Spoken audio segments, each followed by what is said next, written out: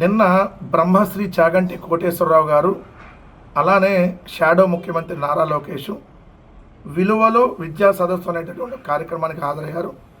ఆ కార్యక్రమంలో చాగంటి కోటేశ్వరరావు గారు మాట్లాడినటువంటి మాటలు, అదేవిధంగా నారా లోకేష్ గారు మాట్లాడినటువంటి మాటల్ని ఈరోజు ఆ రెండు వాళ్ళ తెలుగుదేశం పార్టీకి సంబంధించినటువంటి కరపత్రాల్లో పెట్టినటువంటి హెడ్డింగ్, కుటుంబం నుంచే నైతికత మొదలు కావాలి, ప్రభుత్వ సలహాదారు చాగంటి కోటేశ్వరరావు గారు మాట్లాడారు అని.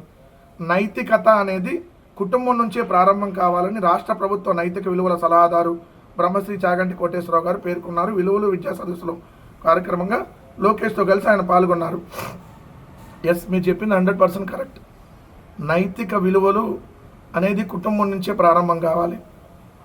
ఆనాడు దివంగత నేత రాజశేఖర రెడ్డి గారు కావచ్చు, నేడు జగన్మోహన్ రెడ్డి గారు కావచ్చు, నైతికతకి కేర్ ఆఫ్ అడ్రస్గా విలువలు విశ్వసనీయతతోనే రాజకీయాలు చేసి ఓడినా గెలిచినా ఇచ్చిన మాట కోసం కట్టుబడి రాజకీయాల్లో నీతి నిజాయితీ విలువలు ఉండాలి, నైతికత అనేది ఒక రాజకీయ నాయకుడికి చాలా ఇంపార్టెంట్ అని చెప్పి ఏదైతే ఈ ఆంధ్రప్రదేశ్ రాష్ట్ర ప్రజానికానికి తెలియజేసినటువంటి గొప్ప నాయకులు దివంగత నేత రాజశేఖర రెడ్డి గారు కానీ, ప్రస్తుతం ఉన్నటువంటి వైఎస్ఆర్ కాంగ్రెస్ పార్టీ అధ్యక్షులు జగన్మోహన్ రెడ్డి గారు కానీ ప్రస్తుతం మీరు ఏ ప్రభుత్వంలో అయితే ప్రభుత్వ సలహాదారుగా ఉన్నారో ఆ ప్రభుత్వానికి మొట్టమొదట నైతికత లేదు, ఈ ప్రభుత్వానికి విలువలు లేవు, విశ్వసనీయత లేవు.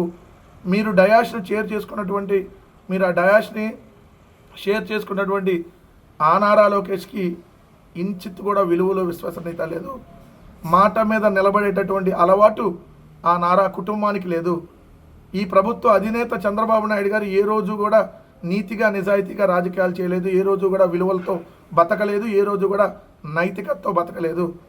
మీరు ఆ ప్రభుత్వంలో సలహాదారుగా ఉండి వాళ్ళకి సలహాలు చెప్తున్నారు. ఇప్పటికైనా వాళ్ళు పాటిస్తే మంచిది, నైతికత విలువల విశ్వసనీయతతో. సో మీరు చెప్పడంలో ఎక్కడ తప్పులేదు. తల్లిదండ్రులు గురువులను గౌరవించలేని వారికి నైతికత గురించి మాట్లాడే అర్హత ఉండదు.